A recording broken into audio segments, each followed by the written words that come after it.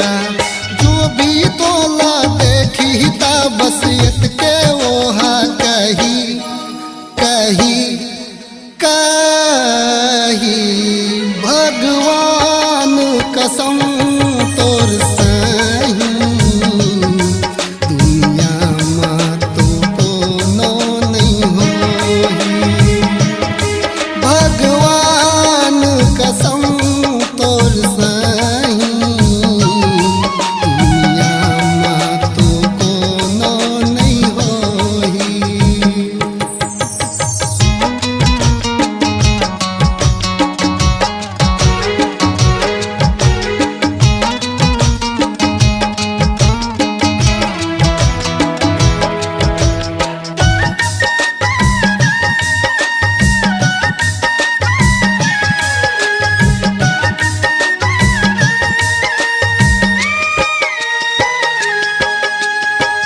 चम चम चम के माथा के बिंदिया नैना हवे कजरारी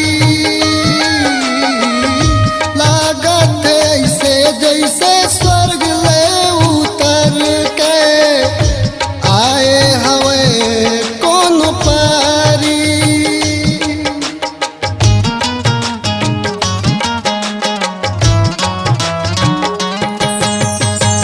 चम चम चम के माथा के बिंदिया नैना हवे कजरारी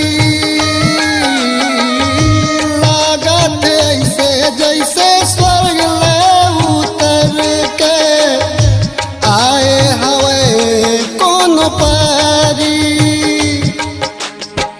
चेहरा हवे जैसे चांद के टुकड़ा कोयली बरन तोर बोली है गोरिया कोयली बरन तोर बोली है गोरिया। इतना सुंदर नहीं हो जी में ओ तो कोनो होही होही होही भगवान कसम तोर सही दुनिया में तो कोनो नहीं होही भगवान कसम तोर सही दुनिया में तो कोनो नहीं होही।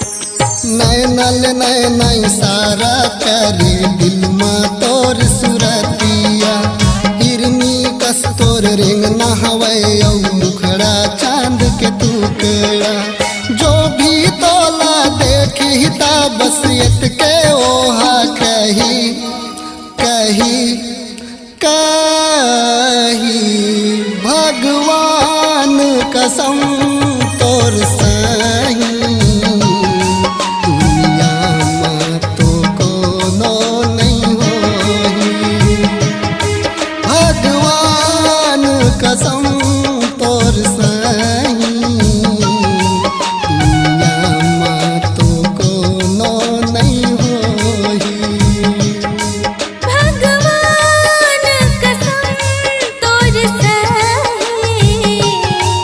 दुनिया में तो कोनो नहीं होही भगवान कसम तोर सही दुनिया में तो कोनो नहीं होही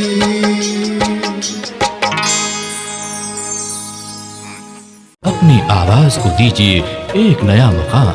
डिजिटल रिकॉर्डिंग की दुनिया का जाना पहचाना नाम स्वरांजलि, जहां गूंजती हैं ध्वनियां अपनी माटी की सौंधी सुगंध के साथ। छत्तीसगढ़ी संगीत के विविध रंग जो पहुंचाते हैं पूरे प्रदेश में डिजिटल रिकॉर्डिंग के संग। स्वरांजलि स्टूडियो, नेमीचंद गली नंबर 2, गंजपारा, रायपुर।